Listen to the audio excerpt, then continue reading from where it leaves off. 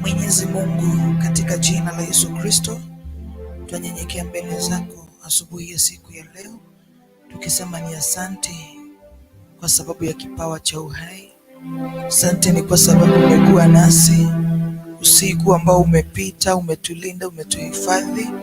Tunasema ni asante. Asante Mfalme, ni kwa sababu ya kutufanya mabaki ya siku ya leo, na ili tuweze kulitukuza jina lako. Hii siku tunaikabidhi mikononi mwako Bwana, tukitubu dhambi zote na makosa, na ili ukatuelekeze, ukatuongoze, ukatutangulie kwa kila jambo na kwa kila hali. Ni asante ni kwa sababu Mungu umetupa afya. Tunayo sababu Bwana ya kusema ni asante.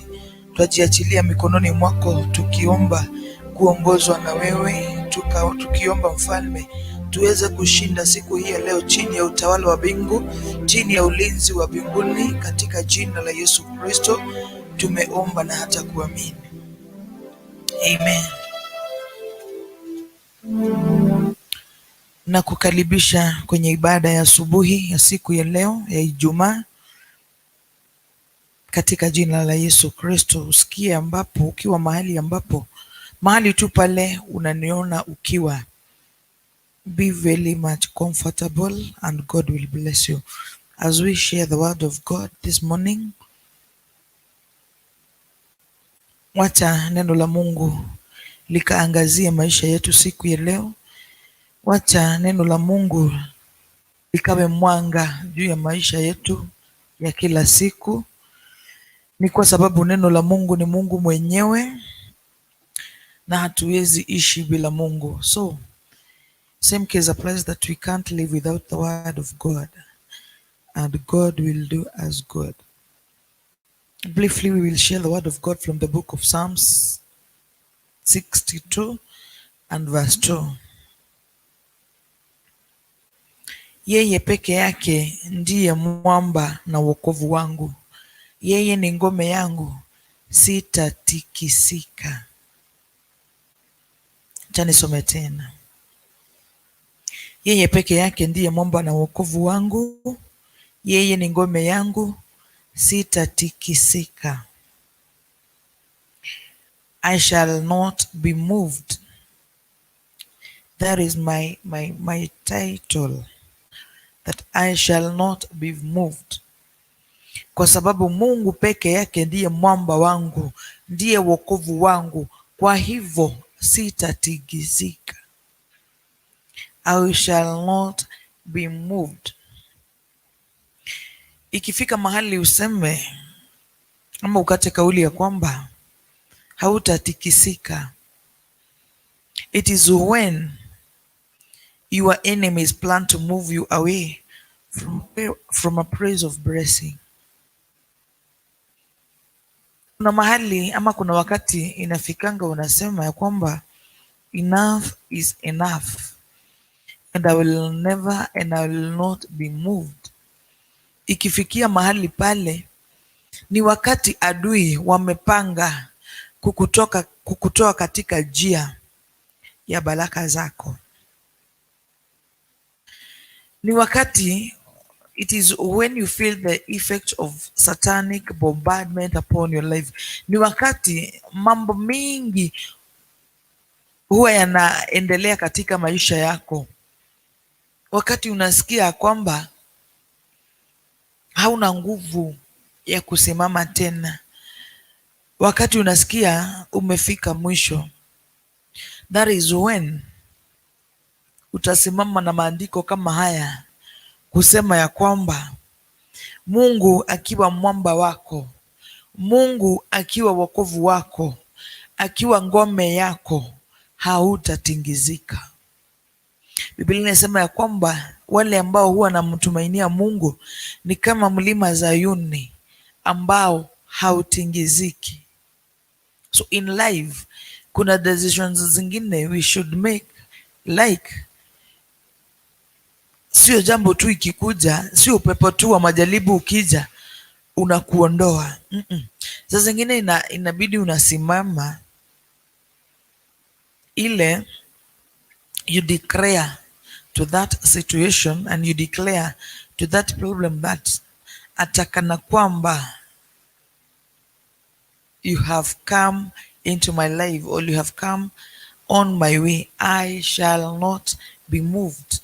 Usitingizike, na utakosa kutingizika wakati utajua ya kwamba that God is always with you.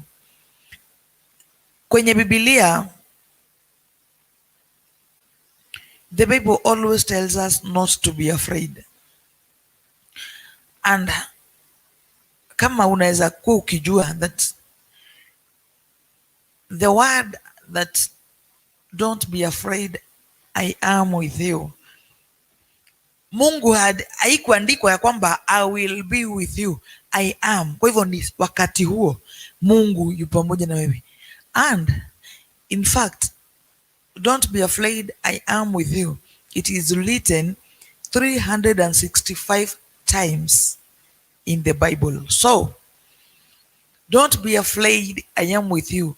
God is talking to you each and every morning because a year has 365 days. So kila siku Mungu huwa anakuambia kwamba usiogope, ni nawe kila siku. Ni kwa sababu Mungu alikuwa anajua kwamba even those who people wrote the Bible who are inspired by the Holy Spirit of God, Mungu ikiandikwa vile alijua kwamba kwa ule mfano wameumba mwanadamu, nao huo mtu atakuwa anaogopa. Kuna mambo yatakuwa yanakujia, huyu mtu anaogopa, moyo wake unainama, anatingizika. But the Bible proves to us that always that God is with us and we should not be afraid. We should not be moved because God is always together with us.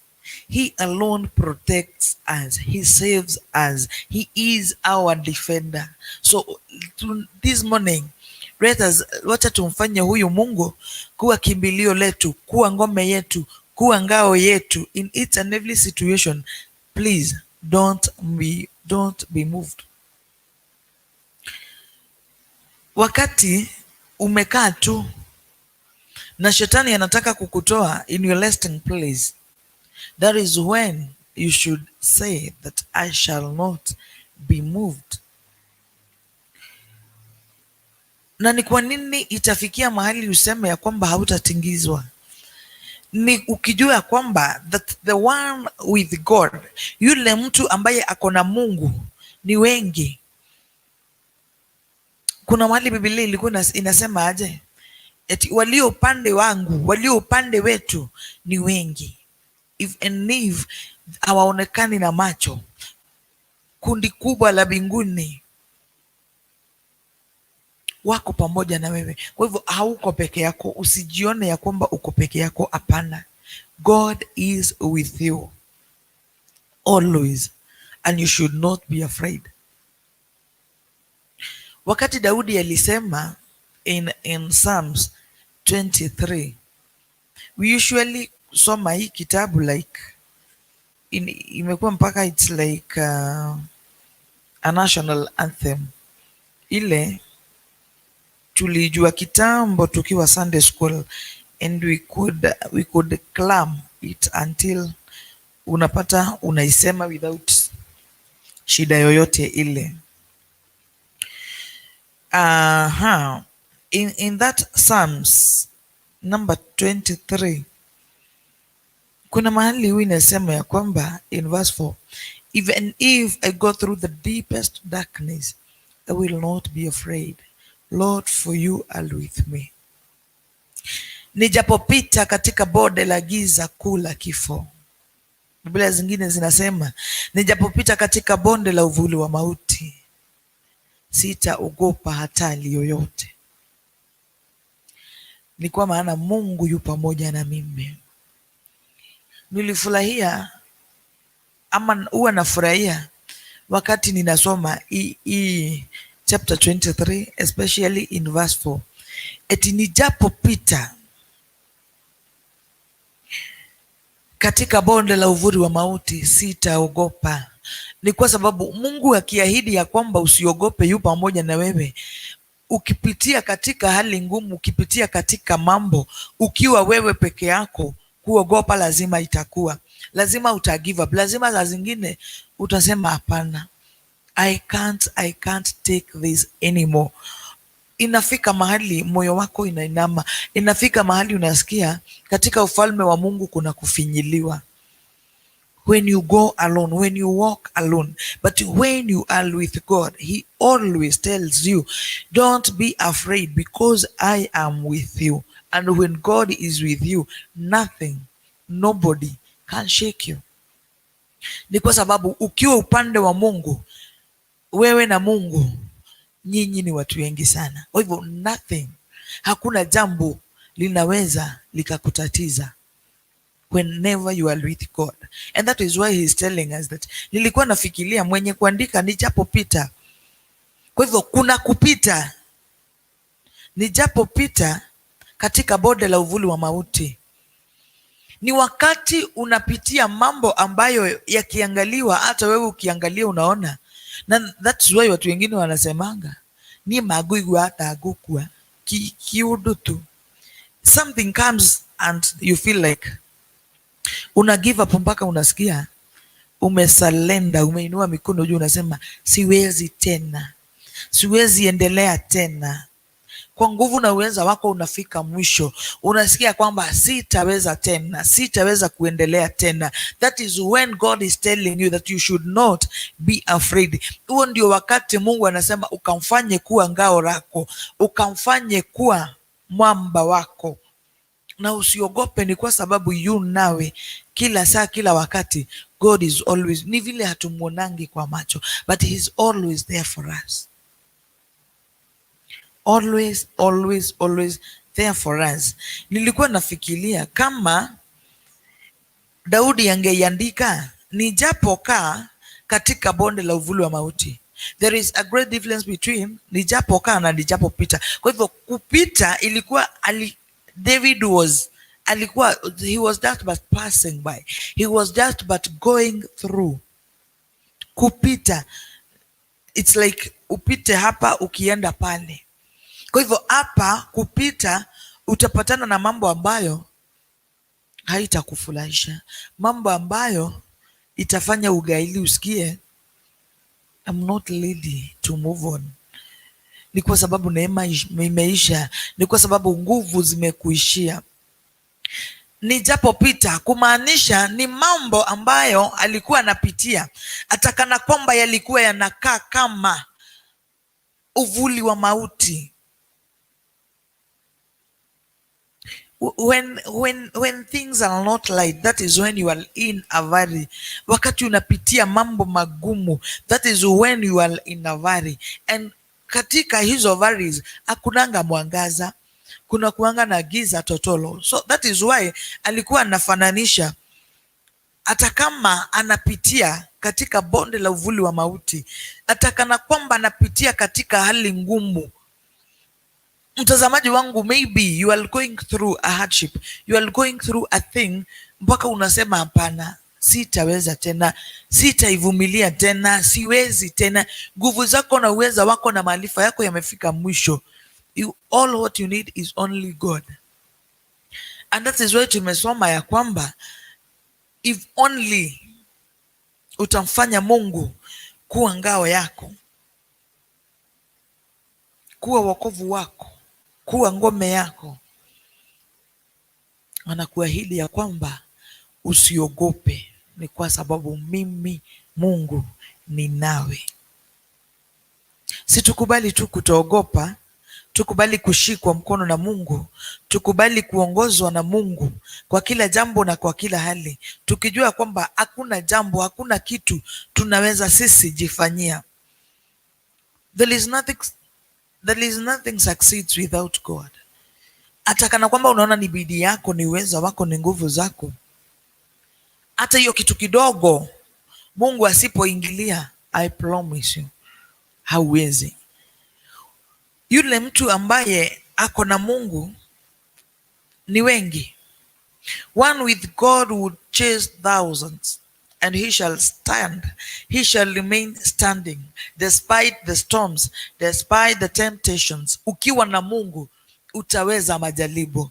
Ukiwa na Mungu utastahimili, utaweza kuendelea mbele, utasimama atakana kwamba mambo yatakuja maishani mwako, atakana kwamba majaribu yataingia katika maisha yako.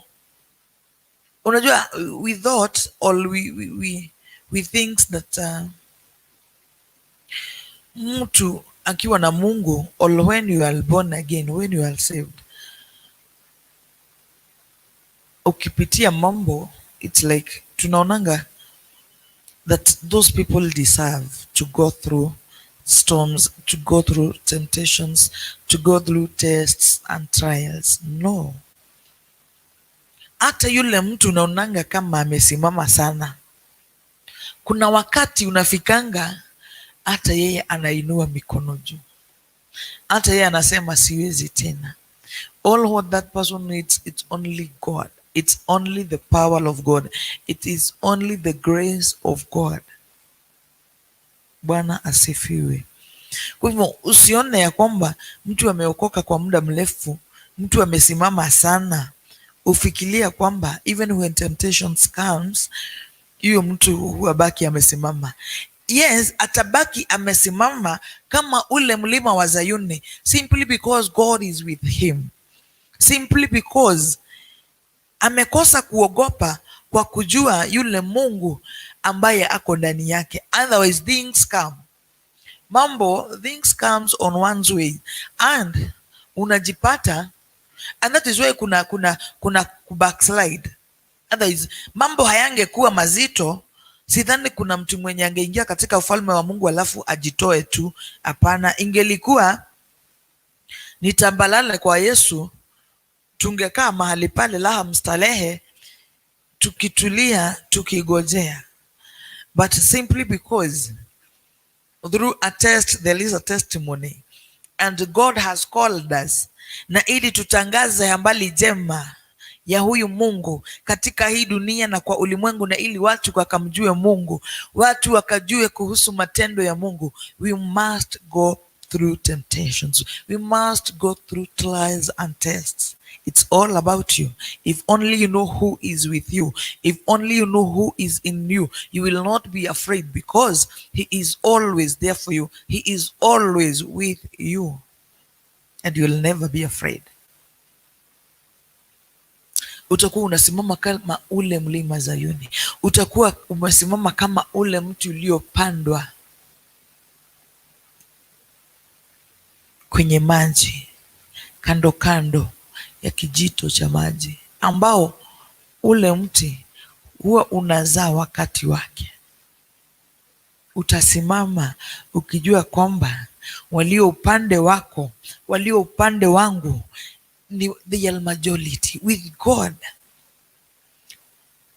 one with God is majority. Hauhitaji marafiki, hauhitaji watu for you to conquer a trial or a temptation. You only need God. And when you are with God, uko tu sawa. Ukiwa na Mungu unaweza fanya mambo mengi sana, even without watu, with God only. And by him telling you that you should not be afraid, because he is with you. Mungu alikuwa anajua kama hata yeye Mungu, kama hata kuwa na mwanadamu, itabidi nitafute marafiki ambao they will discourage me on the way, they will disappoint me on the way, but when I will be with this God, I will not be afraid. Atakana kwamba simuoni na macho, ni kwa imani najua kwamba that God is with me. And this is why unapata mtu anafanya mambo, unayafanya tu kwa imani, ukijua that you are not alone, you are with God. Utaliski kutoka hapa, uamini driver akutoe mahali hapa, akupeleke maybe all the way to Mombasa, because you have trust in that driver and you believe in God that, yani unakosa kuogopa ukijua that you are with God in that journey, and bado umeweka trust yako kwa driver, kumfanya Mungu ngome yako, wokovu wako na mwamba wako, ule ya kwamba hata upite katika hali gani hautatingizika, hautatikisika. Ni kama vile, in fact, kuna mambo mengi sana huwa yanafanyikia mwanadamu each and every day, mpaka I fail to understand ati naweza ingia kwa gari niende kwetu Murang'a na nilale, niingie kwa gari pale UTC nilale, niamkie Murang'a town, but all the way from Nairobi to Murang'a town niliweka imani yangu kwa driver, na driver ni yule tu mtu, mpaka nikachukuliwa na usingizi na ninalala. Mbona tunashindwa na kumwamini Mungu in such a manner, in such a way, ya kwamba when I am with God I should not be afraid, lakini unapata unasema na mdomo I will not be afraid because God is with me, but it comes inakuja tu kitu unaona hapa ni kujivumilia tu, hapa ni ile tu utaki kuonekana unaogopa, uko tu hivyo, yani unatashwishi ile itawezekana, will it be possible, will it work? And wewe uko na Mungu mkuu. Kama unaingia kwa matatu unalala, unaambia kondakta nikifika mahali fulani niamshe, because umeweka trust yako kwa mtu. Why can't we trust God, ya kwamba ukibebwa na Mungu uko mahali sawa, ile you will not be afraid, that ukiaminia Mungu jambo unaondokea ni kwa sababu hilo jambo liko mikononi salama, and you'll know that God will not disappoint you, God will not discourage you in any way, God will be there for you and atakufanyia makuu, and he will fulfill the desires of your heart if only we trust God fully, we believe in this God fully. But I think huwa na mwamini driver simply because nikifungua macho nitamuona, na ile tu Mungu hautamuona na hii macho ya mwili, hapana, but through imani. And that is why unapatanga mambo ingine huwa inafanyika ukiamini tu jambo fulani.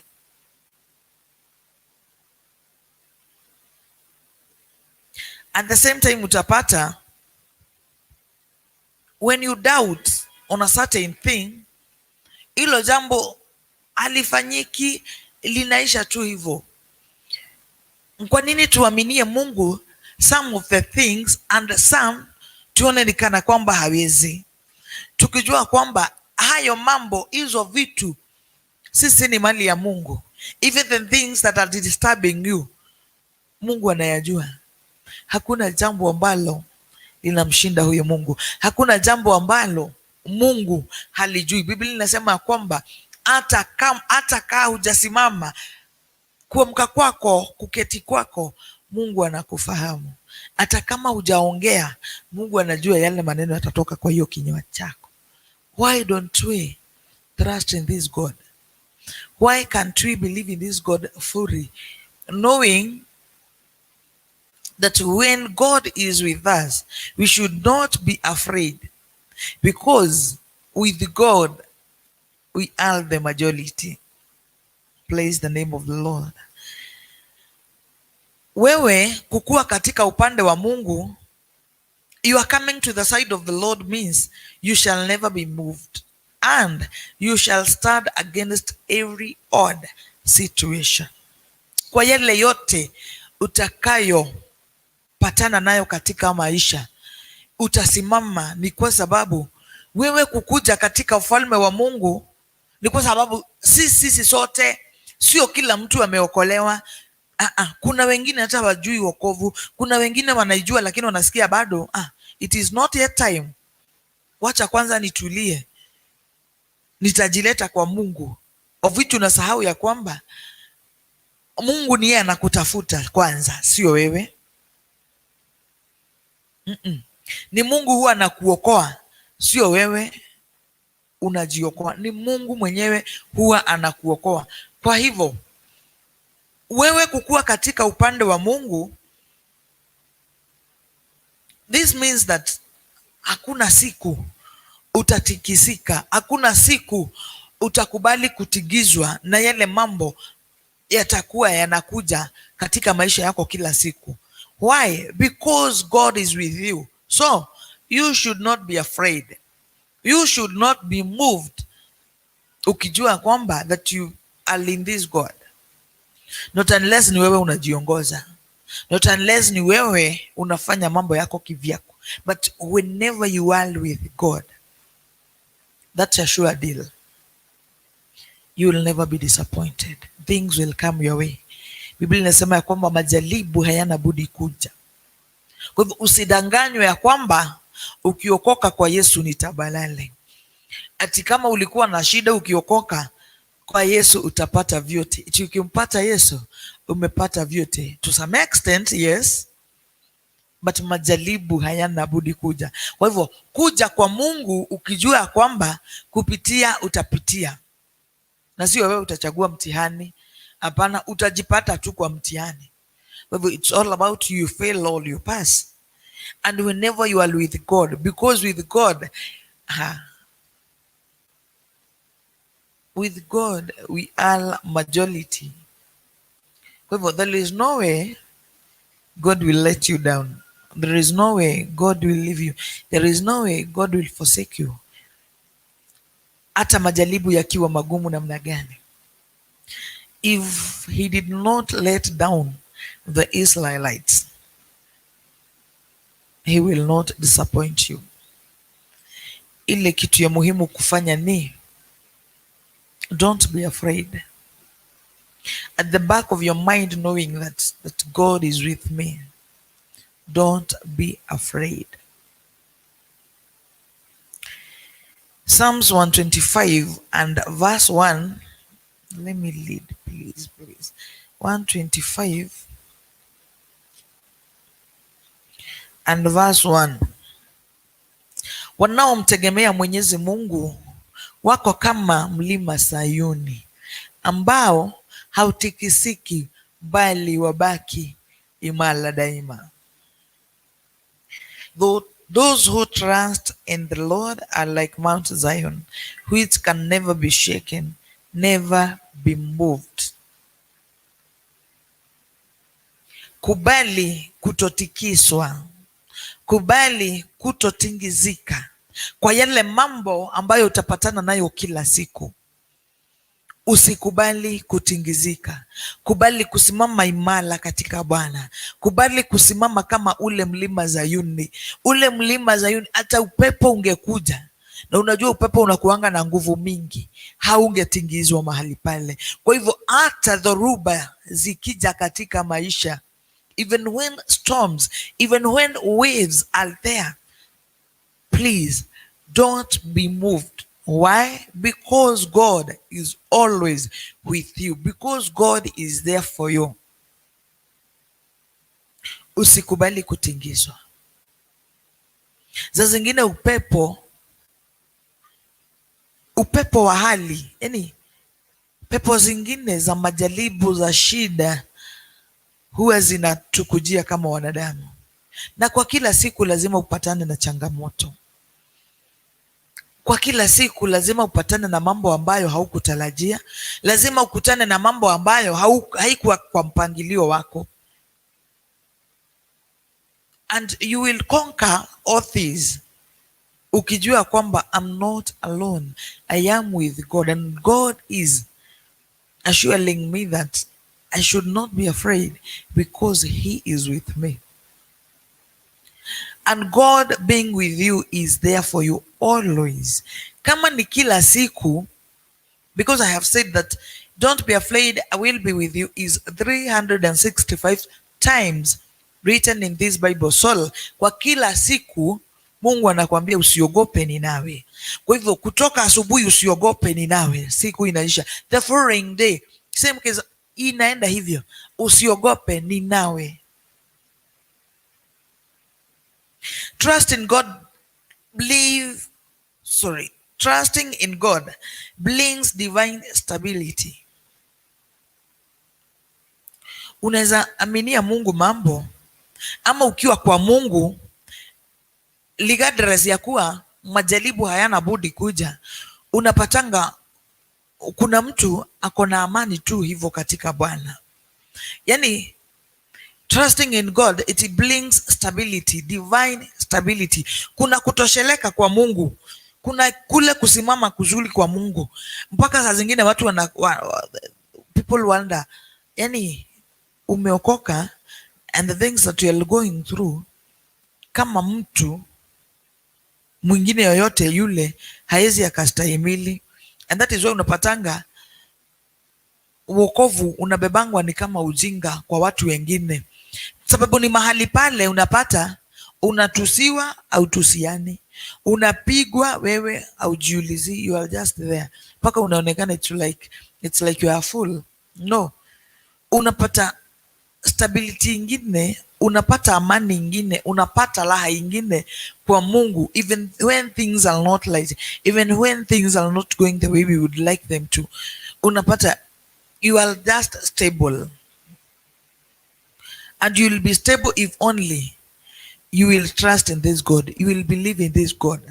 Unaaminia Mungu jambo ambayo ni Mungu nataka kitabu kama hiki, na unaondokea ukijua kwamba hata kwa nguvu zako na uweza wako Mungu asipoingilia hautaipata hii kitabu. Yani you are there, umekaa tu ukigojea Mungu atende, ukigojea Mungu akupatie hiyo kitu ulikuwa unatarajia. There is that stableness, that divine stableness in God, ile if only you trust in God. When we trust God, we became stable, and it will be impossible for the devil to gain the upper hand in our lives. When we trust in God, huwa tunakomaa kila siku baada ya nyingine. Mahali ulianzia leo hii hauko mahali pale. By trusting in God, by believing in God, unapata unaenda ukikomaa kila siku baada ya nyingine. Na unapata the more you trust in God, the more you believe in this God, this is when the devil cannot gain the upper hand of our lives, of your life. Yani unapata mambo ingine when you go through things, za zingine unaivumilia ile, kwa ile walk umeenda na Mungu, unajua if God did a certain thing for me kwa wakati fulani, hata hii haitanisumbua. Kwa hivyo utapata majaribu ingine hata shetani akiyaleta hauko hapo wewe, because you know that the one is in you is greater than the one in this world. Ukijua kwamba Mungu anakuahidi ya kwamba usiogope, yu pamoja na wewe. Kwa hivyo the more you trust in God, the more you'll become stable, and the more it will not be impossible. It will not be impossible for the devil to gain the upper hand in your life. Tukiangalia, for instance, tuangalie historia ya King Hezekiah. Hezekiah ni yule mtu aliambiwa, Nabii Isaya akatumwa kwenda kumwambia kwamba put your house in order, ni kwa sababu siku zako zimeisha. And King Hezekiah trusted God. He was not moved by the boasting of the threats and the king of Assyria. In the book of 2 Kings, Hezekiah alikuwa mfalme, lakini hakutingizwa na yule mfalme wa Asiria. Bwana atukuzwe. Kwa hivyo it's all a matter of kutotingizwa, kutotingizika. Tusimame kwa Bwana, we trust in God. You believe in this God fully. Sio leo alafu kesho mambo ingine yakikuja unasema Mungu. And that is hiyo ndio maisha ya kila siku ya mwanadamu. Ndio maisha yakikuwa mazuri unamtukuza Mungu, unaliinua jina la Bwana, lakini wacha dakika ingine ulikuwa unatarajia pesa alafu upigie yule mtu ulikuwa unatarajia pesa kutoka kwake akwambie ugojee, ni kana kwamba mambo hayako sawa vile atajua venye atakusort. Roho yako inashuka chini ile mpaka wewe unashindwa kweli ulikuwa unamwamini huyu Mungu. In the book of 2 Kings chapter number 5, 2 Kings 18 verse 5 to 7. Sorry. Hezekiah trusted in the Lord, the God of Israel. Judah never had another king like him, either before or after his time. He was faithful to the Lord and never disobeyed him, but carefully kept all the commandments that the Lord has given Moses. So the Lord was with him, and he was successful in everything he did. Nataka kuongea kuhusu kutotingizika in the name of kumwamini Mungu. Kwa hivyo ni umwamini Mungu ili usije ukatikizika. You believe in God for you not to be moved. You trust in God for you not to be moved. Because when you will not trust in God, when you will not believe in this God, you will be shaken. You will be moved by things. Na tunapewa mfano mzuri ya kwamba Hezekia alimtegemea Mwenyezi Mungu. Mtegemee Mungu siku ya leo na maisha yako yajayo. Kubali kila siku uwe unamtegemea huyu Mungu, Mungu wa Israeli. Hakuna aliyekuwa kama yeye katika wafalme wa Yuda waliomfuata na waliomtangulia. Kwa kumwasi Mwenyezi Mungu, wala hakuacha kumfuata. Hezekiah did not obey. He did not disobey God. He was faithful to the Lord. He kept all the commandments that God gave Moses. Alifuata sheria za Mungu. Alikuwa mwaminifu kwa Mungu. Alimtegemea Mungu. Alimwamini Mungu. Na yeye kuwa mfalme, I think hata uongozi wake ukawa rahisi. Ni kwa sababu sio yeye tena, bali ni yule Mungu aliyekuwa anaishi ndani yake. And ukimwamini Mungu na ukimtegemea Mungu, kubali to be faithful. Just try to obey God. Try to kufuata sheria za Mungu. Na sio kujaribu. By the way, you should be faithful to God. You should obey his commandments, and you should obey God himself. Otherwise, maisha yatakukalia ngumu kama hautakubali kumtegemea Mungu. Biblia inasema kwamba ategemea wanadamu amelaaniwa. Kubali kumtegemea Mungu peke yake. Kama vile Hezekiah, katika uongozi wa Hezekiah, waliokuwa wameongoza na waliotangulia, hakukuwahi patikana mfalme kama Hezekiah. Na the difference was he trusted God. He obeyed God. He was faithful to God. Maybe the rest were not faithful.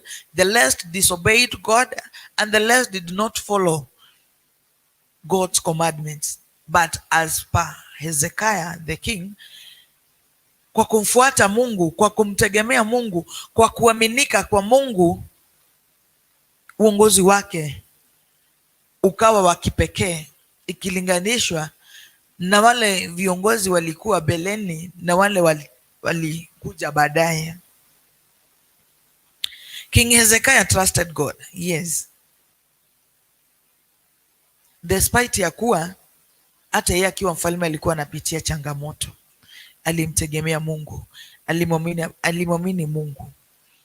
Na hapo tumesoma katika 2 Kings 18 and verse 5 to 7, kuna mambo matatu ambayo tumeyaona katika kuaminika kwa Hezekia. The ingredients of divine trust tunapoona katika maisha ya mfalme Hezekia.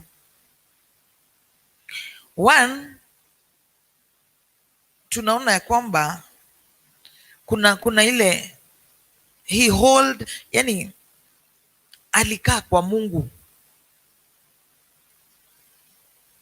There is this to cleave to God, to hold, yani kujishikilia tu pale kwa Mungu regardless ya nini ama nini. Alisimama, to hold firm despite many hard things. Alisimama kwa Mungu. Second, he did not backslide. He did not stop following God. He did not depart from the faith. Being the king, ukijua the challenges zinapatikananga kwa leadership, he did not stop following God. He did not depart from the faith. He trusted God. He was faithful to God. And that he kept the commandments of God. Aliweka sheria za Mungu. Alifuata sheria za Mungu.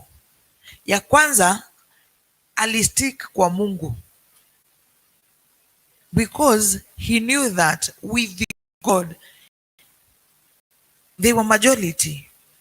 Alijua kwamba yeye kutoogopa kwa sababu Mungu alikuwa pamoja na yeye. Kwa hivyo hakuna jambo lolote lingemtikisa, hakuna jambo lolote lingemtingiza.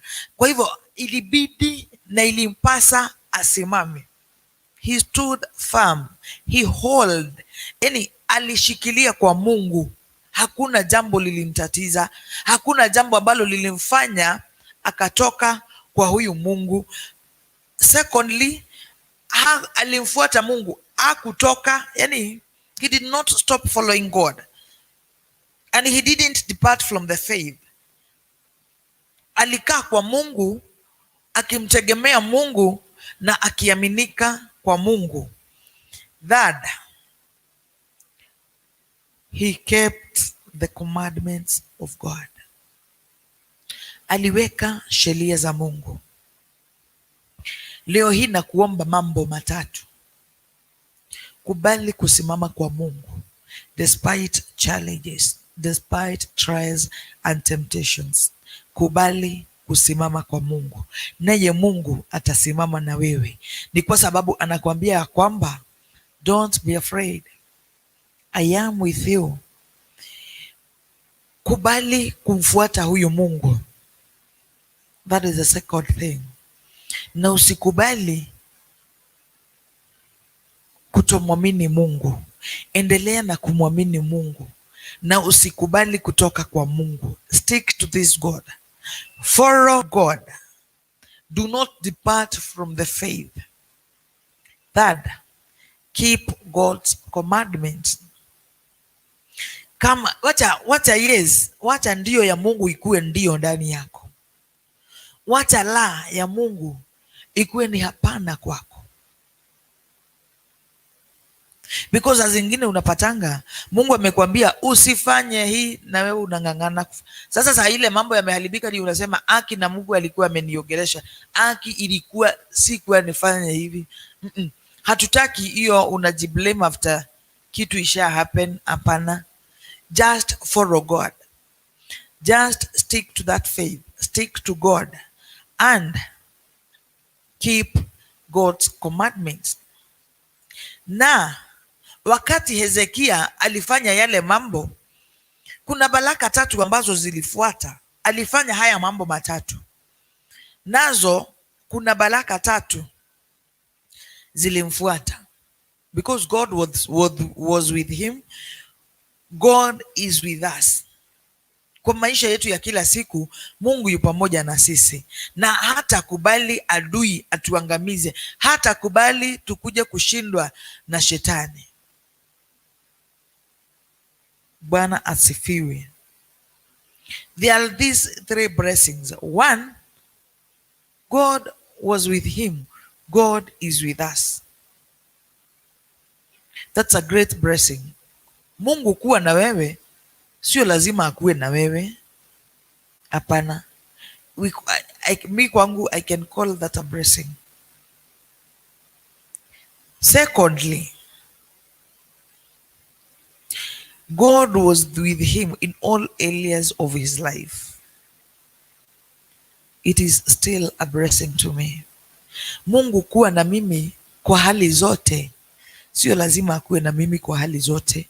Ni kwa sababu saa zingine tunapenda kujiongoza, saa zingine tunapenda kufanya as per wishes, saa zingine tunapenda kujiongoza na kujielekeza. Lakini when I trust in this God, I will sitajiongoza. I will trust in God, I will be faithful to God, and I will keep these commandments. So he will be with me in all areas of my life. That the Lord gave him victory over the Assyrians, just as he will give you victory today over satanic bombardments and boasting.